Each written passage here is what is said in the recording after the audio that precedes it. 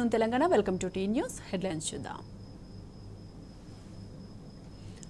Assembly స్పీకర్ను కలవనున్న BRS ఎమ్మెల్యేలు protocol ఉల్లంఘనపై ఫిర్యాదు. స్కూళ్లలో అల్పాహార పథకాన్ని నిలిపేయడం దుర్మార్గం. రాష్ట్ర ప్రభుత్వ నిర్ణయంపై కేటీఆర్ ఆగ్రహం. జలమండలి ముందు బీఆర్టీయూ ఆందోళన. కార్మికుల సాధారణ బదిలీలు ఆపాలని డిమాండ్.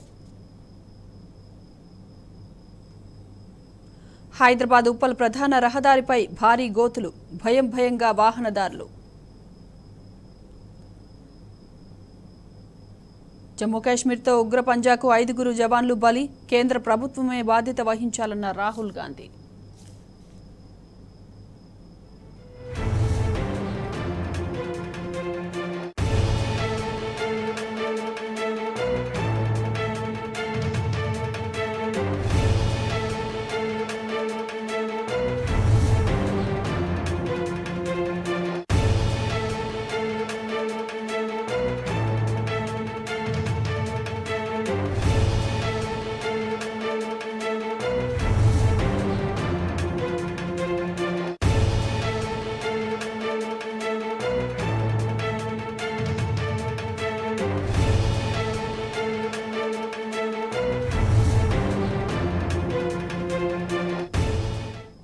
ప్రోటోకాల్ ఉల్లంఘనపై BRS working president KTR party ఎమ్మెల్యేలు స్పీకర్ గడ్డం ప్రసాద్ను కలిసి ఫిర్యాదు చేసేందుకు ఆయన ఛాంబర్కు వెళ్లారు. కేటీఆర్తో పాటు మాజీ మంత్రులు హరీష్ రావు, సబితా ఇంద్రారెడ్డి, మాజీ స్పీకర్ మధుసూదనాచారి, మాజీ డిప్యూటీ స్పీకర్ పద్మారావు గౌడ్ తదితరులు స్పీకర్ ఛాంబర్కు వెళ్లారు. స్పీకర్ గడ్డం ప్రసాద్ కుమార్కు ఇప్పుడే అసెంబ్లీకి చేరుకున్నారు.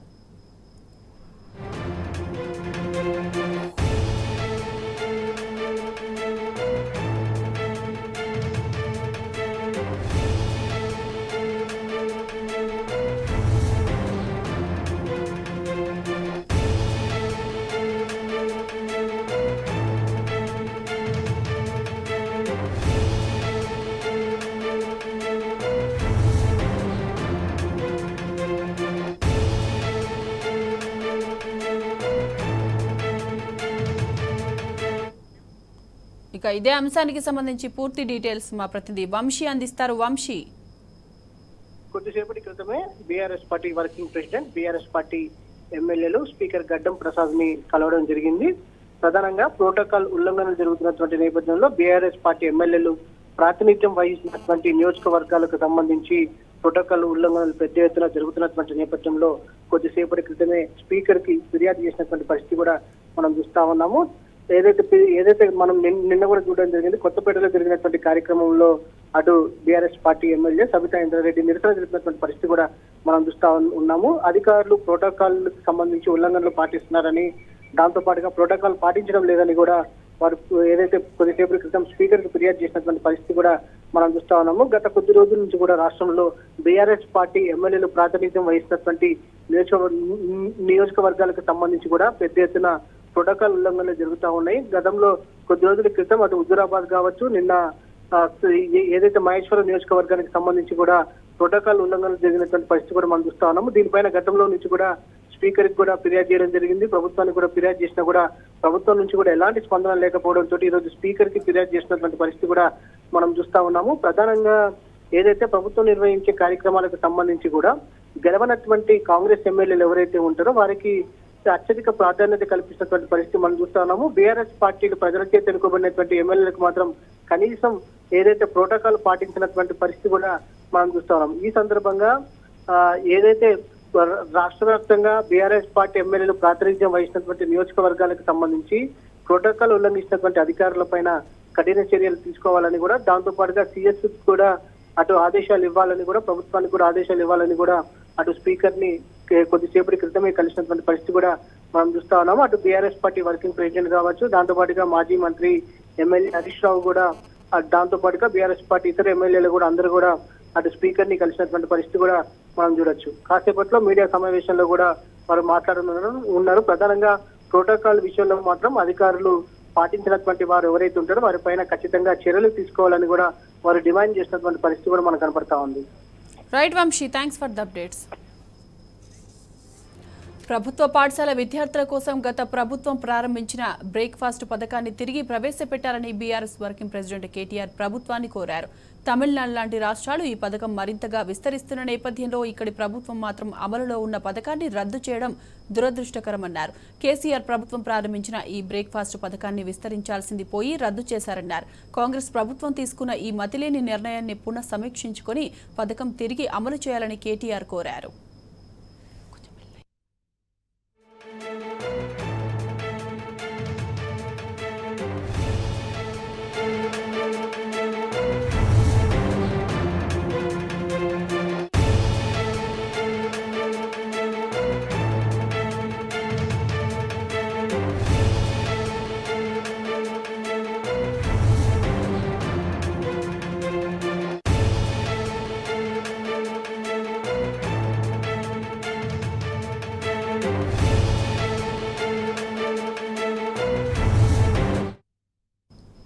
నార్సింగి డ్రగ్స్ కేసులో పట్టుబడ్డ నిందితులను పోలీసులు మరికాసేపట్లో కోర్టులో హాజరుపరచనున్నారు.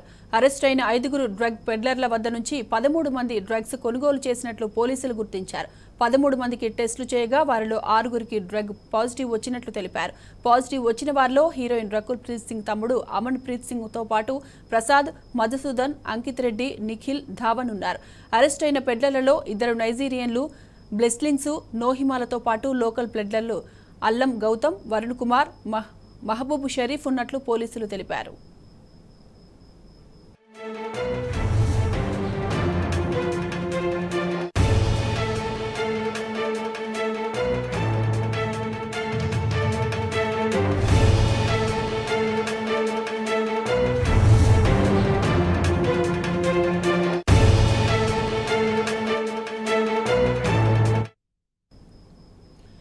సినీ హీరో రాజ్ తరుణ్ కు నార్సింగి పోలీసులు నోటీసులు జారీ చేశారు. లావణ్య ఇచ్చిన ఫిర్యాదుతో పోలీసులు కేసు నమోదు చేశారు. ఈ నెల 18న విచారణకు హాజరు కావాలని నోటీసులు జారీ చేశారు. BNSS 45 కింద నోటీసులు జారీ చేసినట్లు నార్సింగి పోలీసులు తెలిపారు.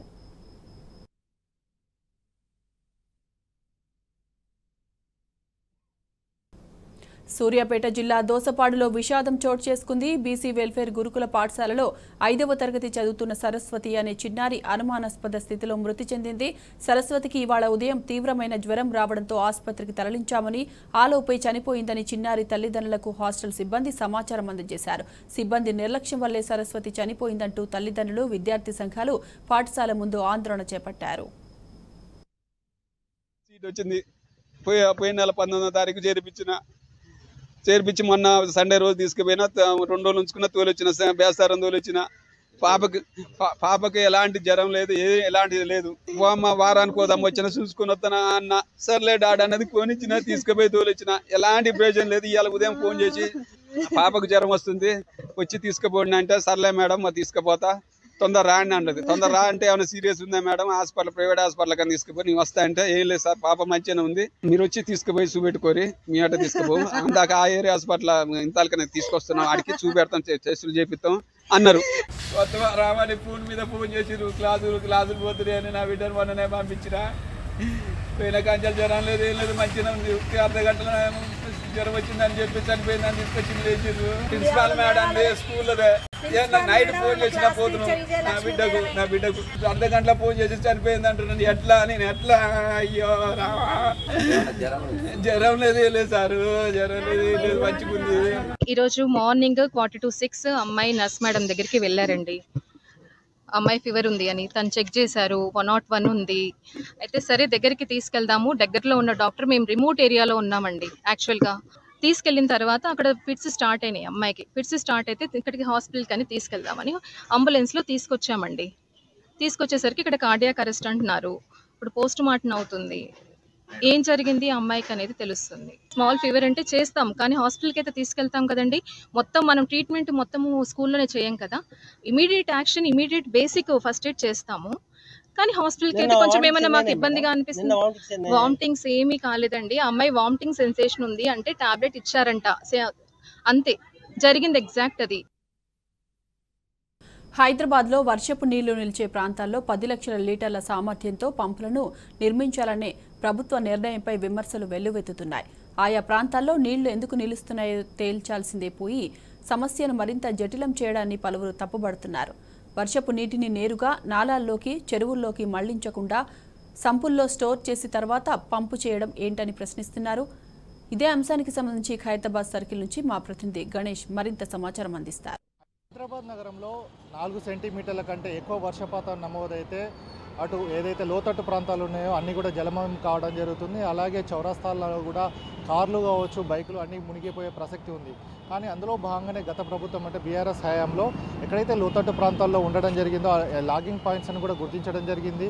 లోతట్టు ప్రాంతాలు ఎక్కడైతే ఉండడం జరిగిందో అక్కడ ఎస్ఎన్డిపిలో భాగంగా స్టామ్ వాటర్ డ్రైన్కి సంబంధించి అంటే ఇన్నేళ్ల వ్యవస్థలో కూడా స్టామ్ వాటర్స్ లేవు కాబట్టి స్టామ్ వాటర్స్ డ్రైన్స్ తీసుకురావడం జరిగింది. ప్రస్తుతం ఇప్పుడు కొత్తగా వచ్చిన గవర్నమెంట్ చూసుకున్నట్టయితే ఏదైతే 140 లాగింగ్ పాయింట్లను గుర్తించడం జరిగిందో అక్కడ 140 లాగింగ్ పాయింట్స్ వద్ద కూడా బావులను అంటే 10 లక్షల లీటర్ల నీటి సామర్థ్యం గల సంపులను నిర్మించాలి. అంటే మన తెలంగాణ భాషలో చూసుకున్నట్టయితే బాయిలను నిర్మించాలనే ధోరణితో కూడా ప్రభుత్వం పోతుంది. సో ప్రస్తుతం దానికి సంబంధించి మనం ఖైరతాబాద్ ఏదైతే తాజ్కృష్ణ down mercury hotel KCP junction వద్ద ఉండడం జరిగింది. ఇక్కడ సంబంధించి చూసుకున్నట్టయితే కొంచెం చిన్నపాటి వర్షం నెలకొంటే మాత్రం ఎక్కువగా ఇక్కడ వాటర్ లాగింగ్ పాయింట్స్ కావడం జరుగుతుంది. అందులో భాగంగానే గతంలో చూసుకున్నట్టయితే ఇక్కడ రోడ్ అంతా డ్యామేజ్ అయ్యేది. కానీ గతంలో ఆ రోడ్డు డ్యామేజ్ కాకుండా ఉండేందుకు కావచ్చు సీసీ రోడ్డును వేయడం జరిగింది. సో ఇంత చూసుకున్నప్పటికీ కూడా ఇక్కడ వాటర్ లాగింగ్ కావడం జరుగుతుంది. డిఆర్ఎఫ్ టీంలు కూడా ఎప్పటికప్పుడు ఈ వాటర్ను తీయడం జరుగుతుంది. ఇప్పుడు కొత్తగా ఏమైంది అని అంటే సీఎం రేవంత్ రెడ్డి ఆదేశాల మేరకు అధికారులందరూ కూడా హడావిడిగా ఈ ఖైరతాబాద్ అలాగే జూబ్లీ హిల్స్ ఏరియాల్లో కూడా సంపుల నిర్మాణానికి హడావిడి చేయడం జరుగుతుంది.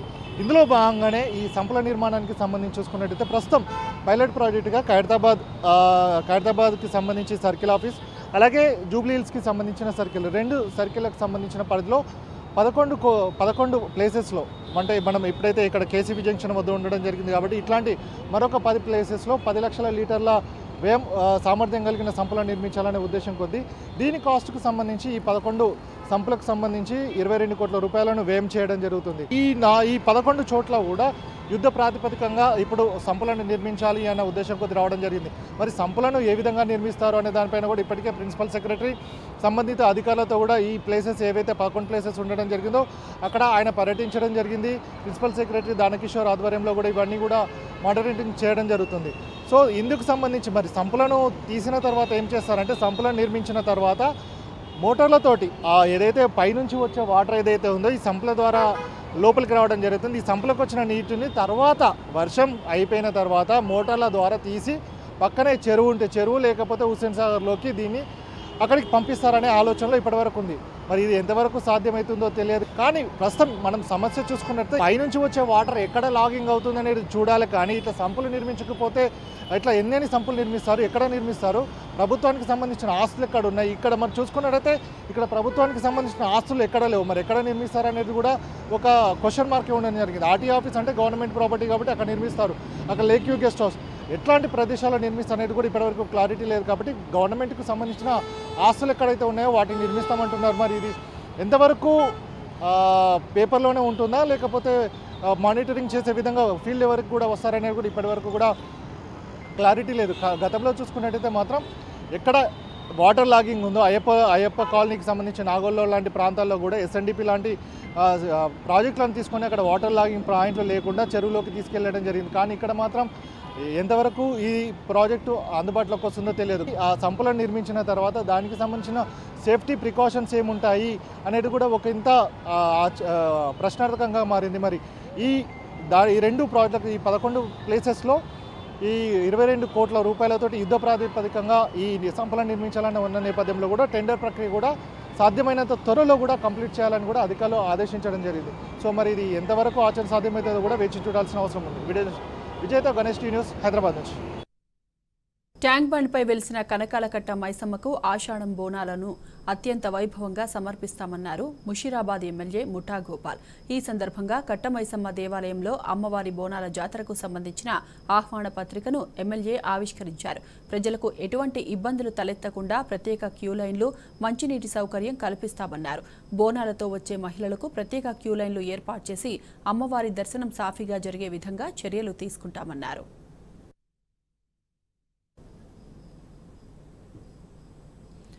యాదాద్రి జిల్లా బీబీనగర్లోని ఎయిమ్స్ వైద్యులు అరుదైన ఘనత సాధించారు. తోకతో పుట్టిన ఓ చిన్నారికి క్లిష్టమైన శస్త్రచికిత్స చేసి తోకను తొలగించారు. గత ఏడాది అక్టోబర్లో ఓ మహిళకు తోకతో ఉన్న బాలుడు జన్మించడంతో అందరూ ఆశ్చర్యానికి గురయ్యారు. ఈ కేసును సవాల్గా తీసుకున్న ఎయిమ్స్ వైద్య బృందం 2.5 గంటలకు పైగా ఆపరేషన్ చేసి 15 సెంటీమీటర్ల పొడవు ఉన్న తోకను తొలగించారు. గర్భం దాల్చే సమయంలో సమస్య తలెత్తి స్పెన్సర్ కార్డు సరిగ్గా ఏర్పడక బాబు తోకతో జన్మించాడని వైద్యులు తెలిపారు.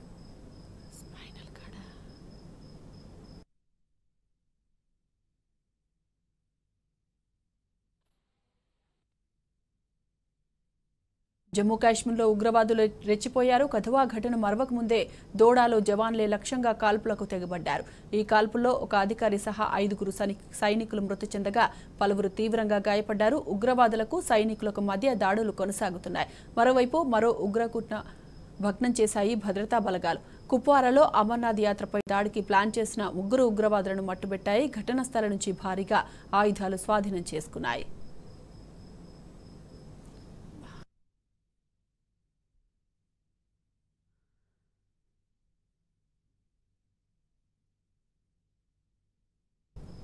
మహారాష్ట్రలో ఘోర రోడ్డు ప్రమాదం జరిగింది. ముంబై ఎక్స్ప్రెస్ హైవేపై ట్రాక్టర్ ఢీకొన్న ఓ ప్రైవేటు బస్సు అదుపు తప్పి లోయలో పడింది. ఈ ఘటనలో 5 ప్రయాణికులు మృతి చెందగా 42 మంది తీవ్రంగా గాయపడ్డారు. ఘటనా స్థలంలో సహాయక చర్యలను ముమ్మరం చేసిన పోలీసులు బాధితులను ఎంజీఎం ఆసుపత్రికి తరలించారు.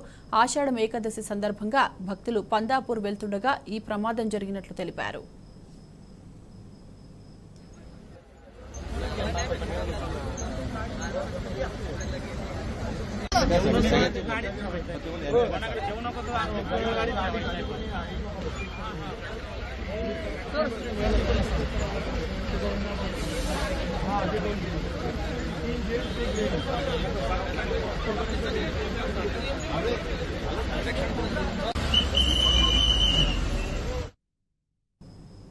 బీహార్లో ఘోర రోడ్డు ప్రమాదం జరిగింది. తెల్లవారుజామున భక్తియార్పూర్ హైవేపై ఎదురెదురుగా వస్తున్న స్కార్పియో ట్రక్కు ఢీకొన్నాయి. ఈ ఘటనలో 6 మరణించగా మరో 2 తీవ్రంగా గాయపడ్డారు. ప్రమాద స్థలిలో సహాయక చర్యలను ముమ్మరం చేసిన పోలీసులు మృతదేహాలను పోస్టుమార్టం నిమిత్తం తరలించారు. ప్రమాదానికి గల కారణాలపై ఆరా తీస్తున్నామన్నారు ఎస్పీ అభిషేక్ సింగ్.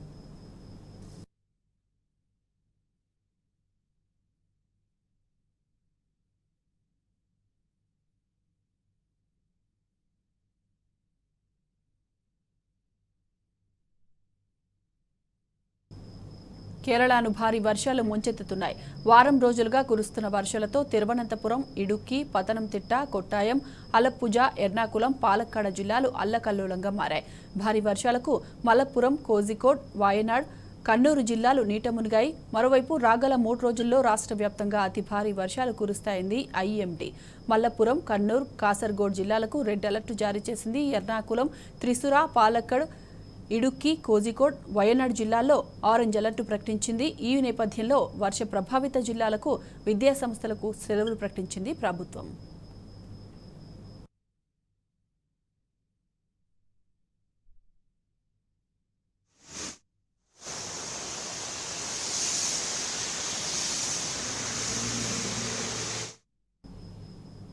అప్పటి వరకు ప్రశాంతంగా కిందికి జాలువారుతున్న జలపాతం ఒక్కసారిగా ఉగ్ర రూపం దాల్చింది. ఎగువన భారీ వర్షం కురవడంతో వాటర్ ఫాల్ కు వరద పోటెత్తింది. అదే సమయంలో జలపాతం రాళ్లపైన ఉన్న పర్యాటకులను వరద నీరు చుట్టుముట్టింది. ఏం జరుగుతుందో తెలిసేలోపై చాలా మంది టూరిస్టులు వాటర్ ఫాల్ మధ్యలో చిక్కుకుపోయారు. విషయం తెలుసుకున్న అటవీశాఖ సిబ్బంది వెంటనే రంగంలోకి దిగారు. దాదాపు 6 గంటల పాటు శ్రమించి పర్యాటకులను సురక్షితంగా బయటకు తీసుకొచ్చారు. అందరూ ఒకరి చేయి ఒకరు పట్టుకుని నిదానంగా వరద నుంచి బయటకు వచ్చారు. దీనికి సంబంధించిన వీడియో ప్రస్తుతం వైరల్ అవుతోంది. మహారాష్ట్రలోని అంజనేరి జలపాతం దగ్గర ఈ సంఘటన జరిగింది.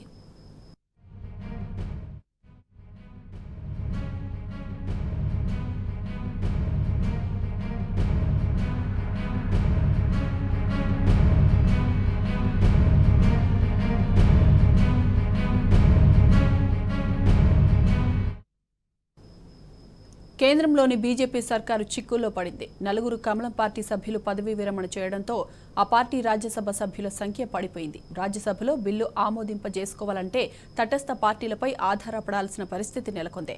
మోదీ సారథ్యంలోని బీజేపీ మునిగిపోయే టైటానిక్ లాంటిదని ఆ పార్టీ నేత సుబ్రహ్మణ్య స్వామి విమర్శించారు.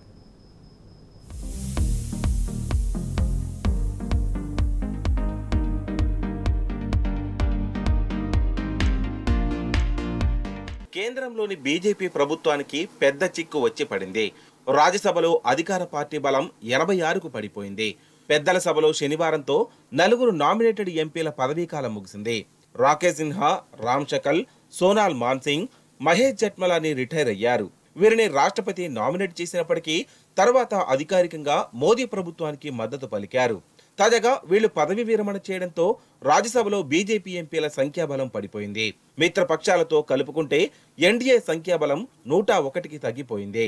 బీజేపీ బలం ప్రస్తుత లెక్కల ప్రకారం రాజ్యసభలో మెజారిటీ మార్క్ 113కు 12 సీట్ల దూరంలో ఆగిపోయింది. ఎన్డీఏకు ఇతర 7 నామినేటెడ్ 4 ఎంపీల సపోర్ట్ అవసరమవుతుంది. దీంతో పెద్దల సభలో ఏ బిల్లును నెగ్గించుకోవాలన్నా బీజేపీ ఏ కూటమిలోనూ లేని పార్టీలపై ఆధారపడాల్సిన పరిస్థితి నెలకొంది.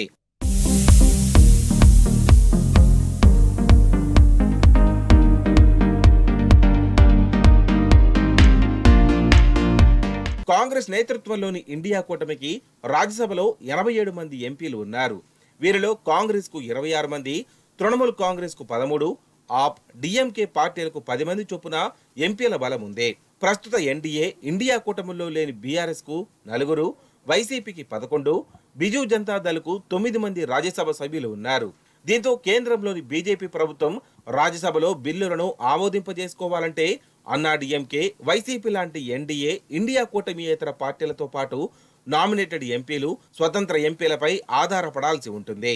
ప్రస్తుతం ఖాళీ అయిన 4 నామినేటెడ్ సీట్లను భర్తీ చేయడంతో పాటు ఈ ఏడాది 11 ఖాళీ సీట్లకు జరగాల్సిన ఎన్నికలు పూర్తయ్యే వరకు బీజేపీకి ఈ పరిస్థితి తప్పదు. ఇప్పటికైతే రాజ్యసభలో బిల్లును పాస్ చేసుకునేందుకు బీజేపీకి ఎన్డీఏలోని ఇతర పార్టీల 15 ఓట్లతో పాటు మరో 12 మంది ఎంపీల ఓట్లు అవసరమవుతాయి. గతంలో అంశాల వారీగా కేంద్రంలోని బీజేపీకి మద్దతు పలికిన ఒడిశా మాజీ సీఎం నవీన్ పట్నాయక్ నేతృత్వంలోని బీజేడీ ఈసారి ఆ పార్టీకి మద్దతిచ్చే పరిస్థితి కనిపించడం లేదు.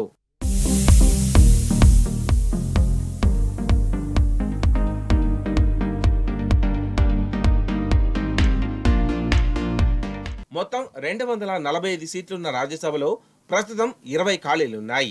వీటిల్లో 11 సీట్లకు ఈ ఏడాదిలో ఎన్నికలు జరిగే అవకాశం ఉంది. మహారాష్ట్ర, అస్సాం, బీహార్లలో 2 చొప్పున, హర్యానా, రాజస్థాన్, మధ్యప్రదేశ్, తెలంగాణ, త్రిపురలో 1 స్థానం చొప్పున ఉన్నాయి. వీటిల్లో బీజేపీకి ఉన్న సంఖ్యాబలంతో కనీసంగా 7 సీట్లను గెలుచుకునే అవకాశం కనిపిస్తోంది. మహారాష్ట్రలో కూటమి ఎమ్మెల్యేలను నిలబెట్టుకోగలిగితే మరో 2 సీట్లు కూడా గెలుచుకునే ఛాన్స్ ఉందని విశ్లేషకులు అంటున్నారు.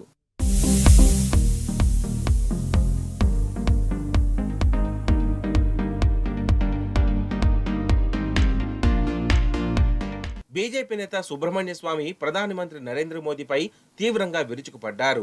బీజేపీలో ఉన్నవాళ్లు పార్టీ టైటానిక్ నౌక మాదిరిగా మునిగిపోవాలని కోరుకుంటే అందుకు సారథ్యం వహించడానికి మోదీ అత్యుత్తముడని ఎద్దేవా చేశారు. బీజేపీ శాశ్వతంగా మునిగిపోయేలా బీటలు వారుతుందని ఉప ఎన్నికల ఫలితాలు తెలియజేస్తున్నాయని ఎక్స్లో ట్వీట్ చేశారు. 13 శాసనసభ స్థానాలకు జరిగిన ఉప ఎన్నికల ఫలితాలు శనివారం విడుదల కాగా అందులో 10 స్థానాలను ఇండియా కూటమి గెలుచుకుంది. బీజేపీ కేవలం 2 స్థానాలను మాత్రమే దక్కించుకోగలిగింది. మరో స్థానంలో స్వతంత్ర అభ్యర్థి విజయం సాధించారు. ఈ నేపథ్యంలో సుబ్రహ్మణ్య స్వామి మోదీపై విమర్శలు గుప్పించారు.